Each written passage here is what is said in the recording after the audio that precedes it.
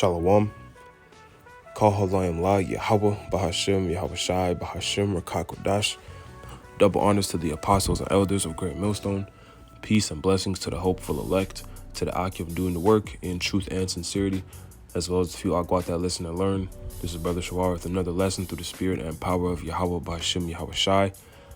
And this lesson I just want to touch on these prophecies and the fact that, everything is going to happen, in its appointed time, and everything that's prophesied in the scriptures, it will happen, man. It will come to pass, and then the people, dealing with these wicked Israelites first and foremost, that rejected the knowledge, that didn't take heed to the words of the mouthpiece of the Lord, which are the prophets, starting with the apostles and elders of Great Millstone, and the brothers teaching the same doctrine.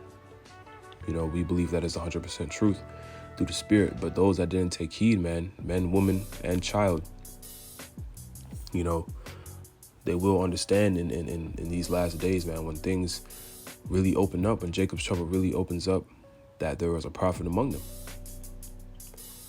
The people are going to really be confounded, man, within their own spirit. And ultimately, they're headed for judgment because they didn't take heed. But everything will happen, man, and everything is happening. Because right now, what you have is basically the calm before the storm, and it's a dragged out calm because, once you gotta think about the prophecies. The prophecies are, when we read them, you're just reading the pretty much you're reading the how do I say this? You're just reading what happens in the prophecy. You're just reading the main event. That's a good way to put it. You're just reading the main event of each prophecy. But, there's still a cause and effect and a process to get to that main event. And of course, some of these things take time. So there's a buildup, man. And we know the scriptures say that to us, or one day with the Lord is 1,000 years to us. So, it's a dragged out. It's gonna feel a lot longer to us than it would to the Lord, even though the Lord is still shortening the days for the elect's sake, pursuing the Mark 13 chapter. So, it's happening, man. It's happening. But right now, it's the calm before the storm. The digital system is being set up right before our eyes for the MOTB. Of course, there's been upwards of the people. Insurrection, civil war. Civil war is brewing up more and more, but there's just great division, man. We know a house divided can't stand. There's pestilence, man, great pestilence. Of course, the Crown Royale, whether even though it was something Esau was using to basically further his agenda. Nonetheless, it's still a pestilence from the Lord that killed a lot of people. And now you have more pestilence, though. You have more pestilence than just than the Crown Royale. A lot of plagues with the weather. The Lord is putting the spirit on animals to attack people. I'm pretty sure there was a rat problem. It was somewhere, but pretty much the Lord plagued I can't remember which place it was, but he plagued that place with rats. Just all different kind of things, man. When you get into the news and you just see there's so much going on, it gets convoluted sometimes, but the Lord is working, man. And of course the new thing is the pox. But everything is being set up. Everything is happening the way the Lord said it would happen. And I want to get into Habakkuk, the 2nd chapter, because, it goes into the fact that, wait for it, man. We got to be patient for these things to happen because they will surely happen. This is the faith and the patience of the saints, man, dealing with the Israelites, more so the elect. Lord willing, we'll be a part of that number. But it's going to happen, man. So don't, we just got to stay the course and continue to focus, man, and have that tunnel vision, to focus on Yahweh Shai, building our spirit up and preparing, man, because it will happen. It's going to come. It's going to be pretty sudden when it happens, as it tells us in 2 Thessalonians, the day of the Lord comes as a thief in the night. Or no, 1 Thessalonians. Matter of fact, let me, before we get to Habakkuk 2, let me get that quick. Yeah, so this is 1 Thessalonians 5, starting at the top, it reads, "But of the times and the seasons, brethren, ye have no need that I write unto you, for yourselves know perfectly that the day of the Lord so cometh as a thief in the night. For when they shall say peace and safety, then sudden destruction cometh upon them, as travail upon a woman with child, and they shall not escape." Right, so now you see people are just in the spirit of getting things back to normal, going about their lives, especially in Babylon the Great in the West. So-called America and even Canada, and mainly those two countries, but even even in South America as well, pretty much the whole world, but just mainly Babylon the Great, because there's a lot of places that's going through a lot of things right now, but majority of the world is calming down. They're saying peace and safety, really. Right, verse 4, "But ye, brethren, are not in darkness, that day should overtake you as a thief." Right, so, because what does the scripture say? This, the Lord said, "If they speak not according to this word, there is no light in them." And we have the light, man. The Lord has given us the truth, wisdom, knowledge, understanding of the scriptures, man, to understand, his word as gospel, the dark sayings of the scriptures, the prophecies, so on and so forth. So there's light in us now. The Lord he's given us the light, man, which is the truth. But most of the people of the world do not have the light, so they're in darkness. So therefore that day is going to overtake them as a thief, because, they're in darkness. They're pretty much, imagine being in a dark room, pitch black room, walking around, and then, there's some thieves or whatever with the people who got you in a dark room.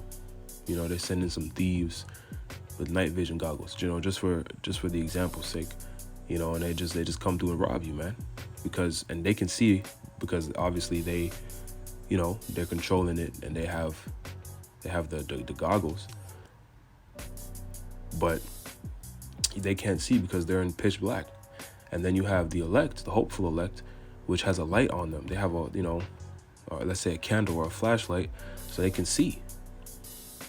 That's basically how it's, metaphorically, that's how it is, man. That's how the day of the Lord is going to catch these people. And ultimately, the Lord is going to be with the elect. So the Lord is going to be guiding us through, all these things, calamities, and then all the destruction that's coming our way, man. The Lord is going to get us through it. He's going to test us with it, but he's going to get us through it. And these people, those that don't take heed, man, they're not going to escape, as we read. As travail upon a woman. Like when a woman is giving birth and that water breaks, there's nothing you can do, man. That baby's coming. And they're not going to escape it, man. It's going to destroy them, man. And the Lord he's not playing, man. The Lord is going to give out some gruesome judgments, as the scriptures tell us that, man. But they've been warned, man. The prophets are out there. It's all over the internet, on every social media app. For years, man, for decades, man. The apostles and elders been out there, going back to their apostles and elders, or to their elders. So there's no excuse, man. The Lord isn't giving people no excuse. Let's see. Yeah, we can finish this out. So verse 5. Yep. "Ye are all children of light, and the children of the day. We are not of the night, nor of darkness. Therefore let us not sleep as do others, but let us watch and be sober." Right, meaning sober as in sober-minded, man. We're not drunk with the philosophies of this world, or we're not caught up in the lifestyle, in partying, caught up in things of the world, man. Your job, your family, whatever it may be, because this world is temporal, man. It's about to pass away. And really, Esau has control on everything. So at some point, man, you're going to be steering away from the ways of the Heavenly Father. So we're not to get too caught up in this world. Yeah, we have things to do and maintain, But getting caught up in this world is just going to get you destroyed. That's what it comes down to, man, because the Lord has come to take this wicked kingdom out, because this is a very, very wicked rulership, man, and they got to go. The earth and the people won't last, man. So the Lord is coming to destroy this place, deliver the elect, and set things right in the kingdom of heaven. You know, giving justice to the Hebrew Israelites, so-called Negros, Latinos, and Native Americans, and judgment for the heathen, man, and the ultimate judgment for Esau, Edom, the so-called white man. Right, and that's what's written, man. Obadiah 1:18, Isaiah 14:2. I always bring it out. You know, that's what's coming, and the everlasting rulership for the Israelites. So verse 6, Salakia 7. For they that sleep in the night, and they that be drunken are drunken in the night. But let us who are of the day be sober, putting on the breastplate of faith and love, and for an helmet the hope of salvation. And that's what? The truth. This wisdom, knowledge, understanding. Isaiah 33:6, man. That wisdom, knowledge, understanding is going to be the stability of our times. You know, the stability of Jacob's trouble, the stability of all these things that we're about to experience, man. The real test, the hour of temptation, when the MOTB, which is that grain of rice implant that goes into your hand, which they've already, you know, it's here. It's no longer quote unquote conspiracy theory. It's here. You know, as we're about to read, man, everything is showing itself, man, and it's happening. But the hour of temptation in the book of Revelation talks about the hour of temptation. The whole world is going to go into a state of, or they're going to have to make a decision based on whether they want to, you know, submit to this devil, bow the knee to the image of Baal, and ultimately take that thing, because Esau is going to, you know, bring things to such a hellish condition. Really, it's the Lord. He's going to use Esau to do it. But things are going to be at such a hellish condition, and Esau is going to come with that thing as a means of, you know, this is the way back to normalcy. But we know what the Lord said, don't take it, pursuant to Revelation 13:16 and Revelation 14. You know, that it's that you're basically giving dominion of your soul over to man, over to this devil, and he wants to enslave everybody. That's basically what it comes down to. But we're all going to be faced with that decision. So if you're not built up in the spirit with that wisdom, knowledge, understanding, and the faith, you know, the faith in Yahweh B'Hashem Yahweh Shai, the true power and the true name of his only begotten son, you know, and you have to be an Israelite first and foremost to have this knowledge and this faith. But if you don't have it, man, you're through. You're going to break. You're going to end up falling victim to it. And the Lord is going to destroy you by thermonuclear destruction, along with the land of America. This is what's prophesied, man. This is what's going to happen. And then, like I said earlier, the kingdom of heaven comes after that. Right, so let's get this in Habakkuk, the second chapter, starting at the top. And it reads, I will stand upon my watch and set me upon the tower, and will watch to see what he will say unto me, and what I shall answer when I am reproved. And the Lord answered me and said, write the vision and make it plain upon tables, that he may run that readeth it. For the vision is yet for an appointed time, but at the end it shall speak and not lie. Though it tarry, wait for it, because it will surely come. It will not tarry, right? So the prophets are out there making the vision plain upon tables. They're, the Lord has given us the wisdom, knowledge, and understanding to break down the precepts, to break down the scriptures. And they're out there, prophesying to the hopeful elect, breaking everything down, making it clear, for everybody to understand. And the Lord brings in, the Spirit does what it does, and it brings in, who's meant to understand. But now we see all these things that were prophesied, man, coming to pass. It said at the end, wait for it, it shall not tarry, it shall speak, because it shall surely come. And it's here, man. You see all these signs, man, that the Lord talked about in Matthew 24. You know, the signs that's talked about in 2 Ezra 15. You know, that Ezra saw in his vision. You know, it's all happening. So it's coming, man. It's definitely coming. We just have to continue to fight, man, because this is a spiritual warfare. Ephesians, let's get that precept in Ephesians 6 chapter real quick, and then we'll continue on in Habakkuk second chapter, the 4th verse. So this is Ephesians 6, and we'll start at 10. Finally, my brethren, be strong in the Lord and in the power of his might. Put on the whole armor of God, that ye may be able to stand against the wiles of the devil. And in these times, man, we're dealing with Esau, Edom. That is the devil, man, the deceiver.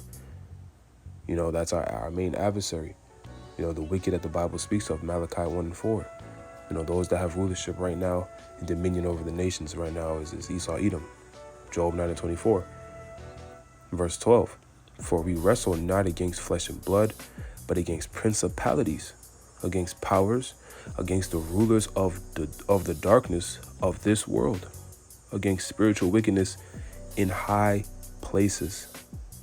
So exactly, man, that this is the fight, man. It's a spiritual warfare, you know, because ultimately we're fighting against this flesh, but realistically it's the spirit, man. It's just the battle to, you know, constantly be in the spirit and trust in the Lord, because the flesh is the one that's, you know, everything around us, you know, everything this devil's doing to mess with our spirit, to mess with, you know, us mentally, physically, you know, it's all part of the battle, but it's mainly spiritually, you know, because the scriptures tell us the spirit is willing, but the flesh is weak.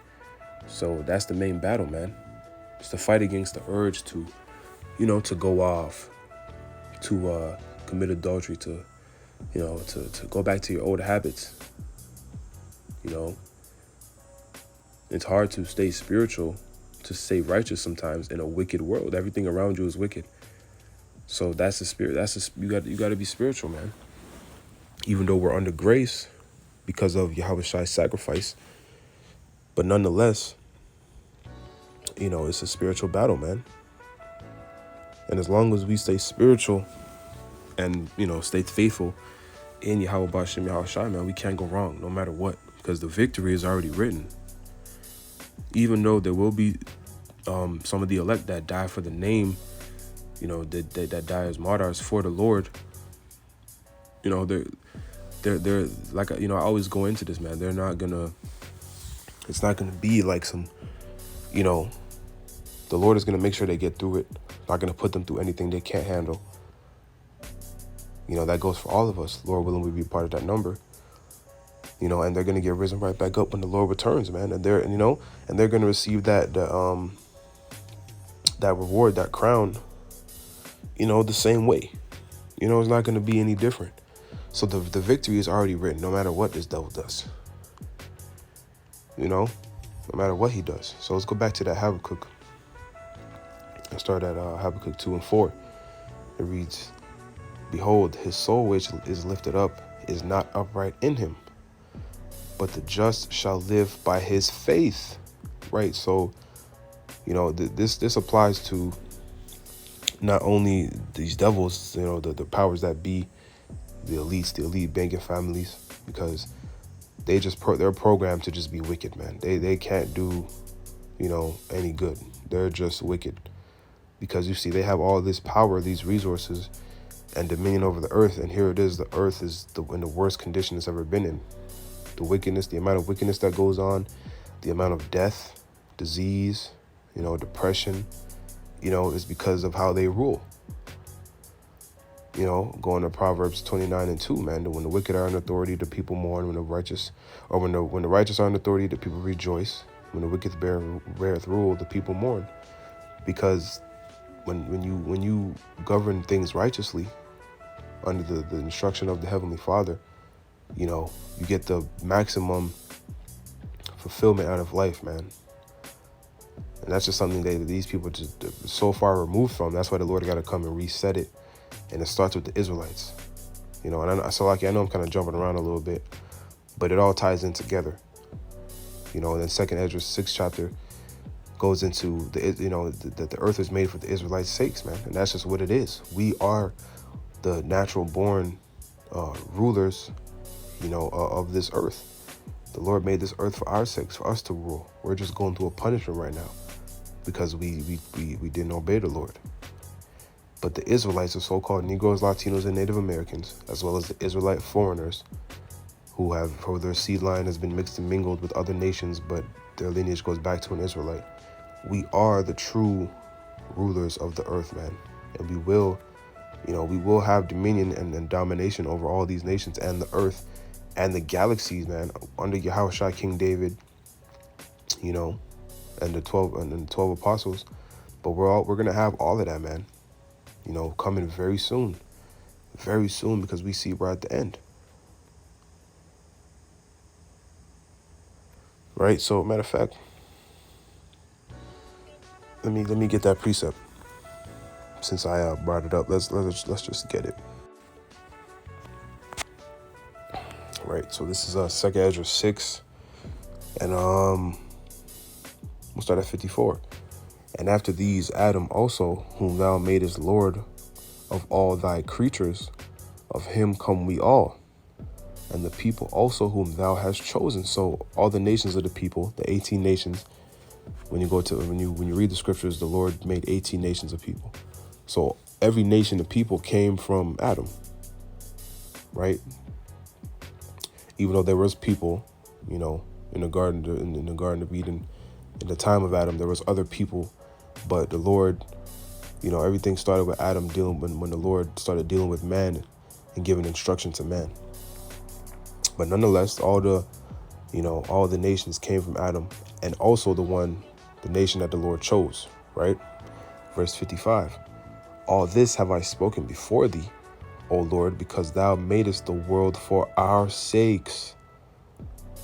Right, so the one that the Lord chose, that nation, which we know is the nation of Israel, going back to, really you can go back to Noah, or to so you start from Adam, go through Seth, Noah, all the way to Abraham, Isaac, and Jacob, and his name being changed to Israel, hence the 12 tribes of Israel. And that's what the inheritance, that's the line, that's the seed line of the chosen. So that's who the Lord made the earth for, man. That's who everything is for. The earth, because the earth is meant to be a paradise, and these other nations were made to serve us, man. That's just what it is. And there's a righteous way to have servants. When people hear servants, they think of just how Esau did it to Jake. Jake is a short form for Jacob, meaning the Israelites. But no, there's a righteous way to do things. And they will go through a treacherous and grievous slavery. It still will be righteous, but it will be terrible for them because of all they've done, and these other nations as well. But nonetheless, there's a righteous way to do things. So let's get this in 56. So I got just 6 and 56. As for the other people, so the other nations, which also came of Adam, thou hast said that they are nothing, but be like unto spittle, which is spit, and hast likened the abundance of them unto a drop that falleth from a vessel. So imagine a bucket of water that you're walking with and a drop falls out. That's how the Lord looks at these other nations. Irrelevant, not important. He doesn't care about them. They were made for the sakes of the Israelites. But we're in the time now where we're being punished, so the Lord put them over us, right? And this is what this verse is about to touch on. Verse 57. And now, O Lord, behold, these heathen, which have ever been reputed as nothing, have begun to be lords over us and to devour us. So that's where we're at now, man. But this is all coming to an end, because now the Lord is rising up the tabernacle of David, Amos 9 and 11. He's rising up the elect and our nation again, man. Because it starts with Yahushua and the house of David. The house of Dawadah, man. That's the Paleo Hebrew way of saying David. So that's what we're coming into, man. We're coming back into who we are. We're coming back into our inheritance as Israelites, as sons of the power. Yasharala, man. That means that's what Israel means, you know, in the Paleo Hebrew, in the original Hebrew, in our native language. The princes of the power, man. So that's what you see happening, man, before your eyes. So everything, as we read in Habakkuk, everything is happening as it's supposed to. Right? So let's go back to Habakkuk. And let's see. Yeah, let's read verse 5. Habakkuk 2 and 5. It reads, "Yet also because he transgresseth by wine, he is a proud man, neither keepeth at home, who enlargeth his desire as hell, and is as death, and cannot be satisfied, but gathered unto him all nations, and heapeth unto him all people." Right? This is Esau Edom, man. The powers that be are greedy, and they've, you know, pretty much gathered, you know, they've destroyed all the nations. You know, they're greedy. You know, they're never satisfied. You know, with their democracy, they go everywhere, and they pretty much destroy nations, man, with their democracy and their unrighteous decrees, and, you know, then the sword that the Lord blessed them with, because that's Esau's blessing. So that's who he's dealing with, man. But these nations are going to turn against him, right? So let's read this last verse, and then we'll maybe I'll close it out. I think the point is made. Habakkuk 2 and 6. It reads, "Shall not all these take up a parable against him, and a taunting proverb against him, and say, Woe to him that increaseth that which is not his? How long? And to him that ladeth himself with thick clay." Right? America is in great debt, man, because all they've done in the world to these other nations, you know, and you know, geopolitically, economically, you know, and I'm not the biggest economics guy, but everybody knows America's in grave debt. And these other nations now, we're in a time where now the Lord is putting the spirit on them to turn on them, man, because World War III is brewing up.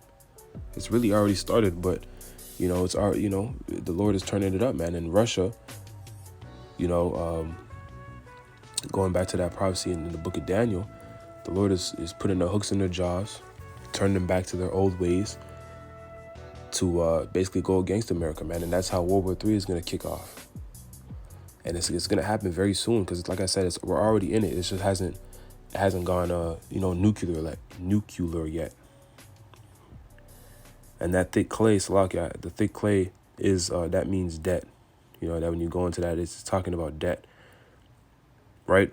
But the main thing is, man, the just is going to live by their faith, as it says in the 4th verse, Habakkuk 2 and 4, right? The elect is going to live by their faith, man. And these other people, particularly these other Israelites that don't believe, you know, that's just their lot, man. Unfortunately, that's how the Lord got it written.